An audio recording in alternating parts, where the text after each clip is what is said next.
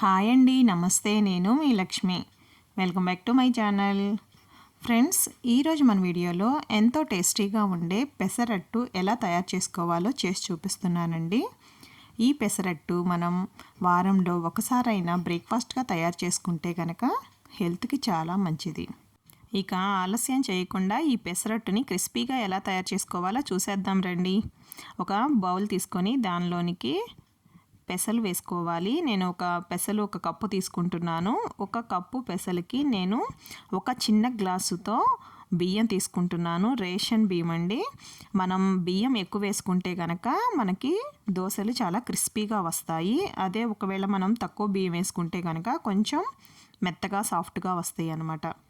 ఇప్పుడు వీటిని మనం ఒక 6 అవర్స్ నానబెట్టుకోవాలి. లేదంటే కనుక మీరు మార్నింగ్ బ్రేక్ఫాస్ట్ చేసుకోవాలనుకుంటే కనుక నైట్ మనం నానబెట్టేసుకొని పెట్టుకుంటే తర్వాత రోజు ఉదయాన్నే శుభ్రంగా కడిగేసుకోవాలండి. పెసలు వాటి మీద ఉన్న పొట్టు కూడా కొంచెం పోతుంది, కానీ మొత్తం పోదు. శుభ్రం కడిగేసుకున్నాను కదా. ఇప్పుడు వీటిని మనం గ్రైండ్ చేసుకుందాము. ఇప్పుడు ఒక మిక్సీ జార్ తీసుకొని మిక్సీ జార్లోకి ఈ పెసలు అన్నిటినీ కూడా వేసుకోవాలి. అంటే మనం జార్లో ఎన్నైతే పడతాయో అన్నీ వేసుకోవాలి. నేను ఈ పెసల్ని 2 సార్లుగా గ్రైండ్ చేసుకుంటానండి. అందుకని సగం పెసలు మాత్రమే వేసుకుంటున్నాను నేను దీంట్లో. పెసలు వేసేసుకున్నాం కదా. ఇప్పుడు దీంట్లో ఒక 2 పచ్చిమిరపకాయలు తుంచుకొని ముక్కలుగా వేసుకోవాలి. అలాగే ఒక చిన్న అల్లం ముక్కని పైన తోలు తీసి శుభ్రంగా కడుక్కొని ముక్కలుగా కట్ చేసుకొని వేసుకోవాలి. అలాగే రుచికి సరిపడినంత కళ్ళుప్పు వేసుకోవాలి. ఇప్పుడు మూత పెట్టేసుకొని మెత్తగా గ్రైండ్ చేసేసుకుందాం.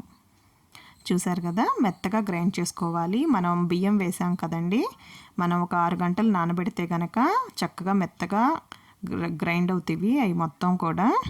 నేను మొత్తం పిండిని కూడా గ్రైండ్ చేసేసుకున్నాను. 2 సార్లు గ్రైండ్ చేసేసాను కదా. ఇప్పుడు దానిలో నేను ఒక టీ స్పూన్ జీలకర్ర యాడ్ చేసుకున్నాను. ఆ జీలకర్ర వేసుకున్న తర్వాత మొత్తం పిండిలోకి జీలకర్ర కలిసేలాగా బాగా కలుపుకోవాలి. ఇప్పుడు పిండిలోకి మొత్తం జీలకర్ర కలిసిపోయింది కదా. ఇప్పుడు స్టవ్ వెలిగించుకొని ఒక ప్యాన్ పెట్టుకున్నాను. ప్యాన్ వేడెక్కిన తర్వాత మన పెసర పిండిని ఒక గెరిట తీసుకొని చక్కగా పల్లచగా స్ప్రెడ్ చేసుకోవాలి. మనకి పెసర పిండి చక్కగా మెత్తగా గ్రైండ్ అయిపోతే కనుక చక్కగా వస్తాయండి దోశలు. మరీ పలచగా చేసుకోకూడదు. ఇది మనం గ్రైండ్ చేసుకునేటప్పుడు నేను పెసరట్లోకి నెయ్యి తీసుకుంటున్నాను. మనకి నెయ్యి అయితే కనుక నేను ఆవు నెయ్యి తీసుకున్నాను. పెసరట్టు నెయ్యి కాంబినేషన్ చాలా బాగుంటుందండి.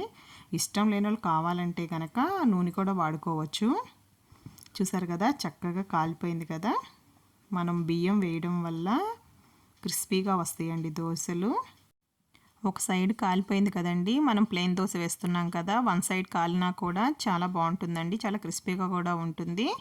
ఈ దోశని మనం చక్కగా ఫోల్డ్ చేసేసుకొని ప్లేట్లోకి సర్వ్ చేసేసుకుందాం.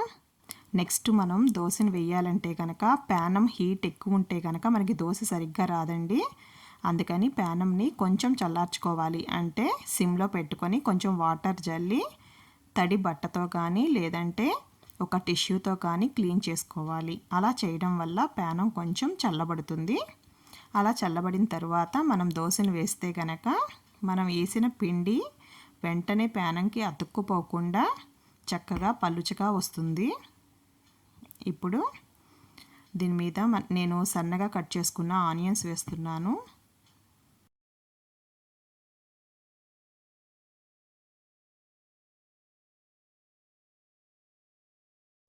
ఆనియన్స్ వేసేసాను కదా. ఇప్పుడు నేను సన్నగా తరిగిన పచ్చిమిర్చిని కూడా యాడ్ చేస్తున్నాను. నేను ముందుగానే పచ్చిమిర్చిని సన్నగా తరిగి ఉంచుకున్నాను, వాటిని కూడా వేసేసాను. అలాగే అల్లాన్ని కూడా సన్నగా తరిగిన అల్లం ముక్కలను కూడా వేసేసుకోవాలి. ఇప్పుడు ఈ అన్నిటి మీద కొంచెం మనం నెయ్యి వేసుకుంటే కనుక బాగుంటుందండి టేస్టు. మీకు నెయ్యి ఫ్లేవర్ ఇష్టం లేని వాళ్ళు నూనె కూడా వేసుకోవచ్చు. ఇట్లా నెయ్యి వేసుకొని కొంచెం మీడియం ఫ్లేమ్లో పెట్టుకొని అట్టుని చక్కగా కాలనివ్వాలి. చూసారు కదా, చక్కగా కాలిపోయింది కదా.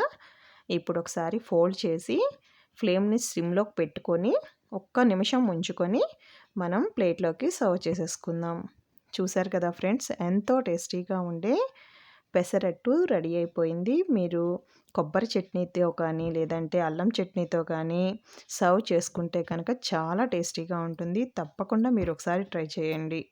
ఈ రెసిపీ మీకు నచ్చినట్లయితే గనక తప్పకుండా ఒక లైక్ చేయండి. అలాగే ఫ్రెండ్స్‌కి, రిలేటివ్స్‌కి షేర్ చేయండి. మన ఛానల్‌ని ఫాలో అవ్వండి. ఫ్రెండ్స్ ఎవరైనా కొత్తగా మన ఛానల్‌ని చూస్తున్నట్లయితే గనక తప్పకుండా సబ్స్క్రైబ్ చేసేసుకోండి. Thank you friends.